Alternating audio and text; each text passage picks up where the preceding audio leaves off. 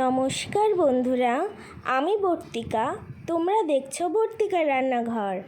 আজ তৈরি করব ফুলকপি আলু দিয়ে পনিরের তরকারি। তাহলে তোমরা দেখতে থাকো।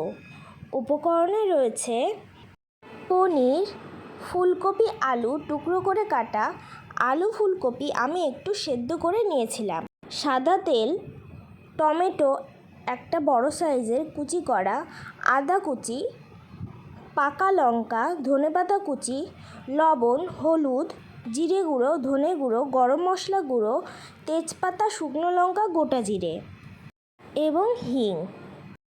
টমেটো, আদা, কাঁচা লঙ্কা মিক্সিতে পেস্ট করে নিলাম। কড়াইতে সাদা তেল দিয়ে দিলাম। তেল গরম হয়ে আসলে পনিরগুলো একে একে ভেজে নেব। ভালো করে এপিট ওপিট করে ভেজে নিতে হবে।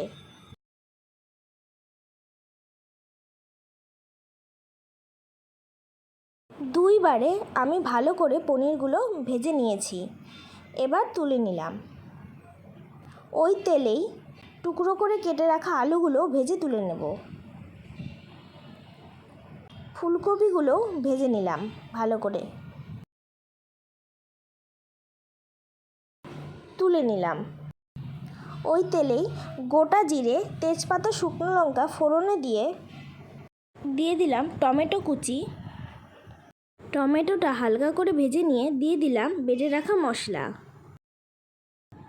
দিয়ে দিলাম 1 চামচ হলুদ, 1 চামচ লবণ। ভালো করে মিশিয়ে নিয়ে 1/2 চামচ জিরে গুঁড়ো, 1/2 চামচ ধনে গুঁড়ো, 1/2 চামচ গরম মশলা গুঁড়ো। গরম মশলাটা আমি এখানে আগেই দিয়ে দিলাম। মশলার কাঁচা গন্ধ চলে গেলে দিয়ে দিলাম ভেজে রাখা আলু, দিয়ে দিলাম ভেজে রাখা ফুলকপিগুলো। ফুলকপি আলুর সাথে মশলাটা ভালো করে বেশ খানিকক্ষণ ধরে কষিয়ে নেব। দিয়ে দিলাম অল্প সামান্য পরিমাণ হিং। ভালো করে মিশিয়ে নিয়ে অল্প ধনেপাতা কুচি দিয়ে দিলাম। দিয়ে দিলাম ভেজে রাখা পনির। বেশ খানিকক্ষণ ধরে মিশিয়ে নিয়ে দিয়ে দিলাম পরিমাণ মতো গরম জল। দিয়ে রাখবো 10-15 মিনিটের জন্য। ঢাকা তুলে সব কিছু ভালো মতো সেদ্ধ হয়ে গেলে নামিয়ে নিলেই তৈরি আলু ফুলকপি দিয়ে পনিরের তরকারি। কেমন হয়েছে বন্ধুরা আমার এই রেসিপিটি অবশ্যই জানাবে। আর ভালো লাগলে লাইক, কমেন্ট, শেয়ার এবং সাবস্ক্রাইব করে দিতে ভুলো না। আর অবশ্যই বাড়িতে একবার ট্রাই করে দেখো, ভীষণ ভালো লাগবে। আজকের মতো টাটা।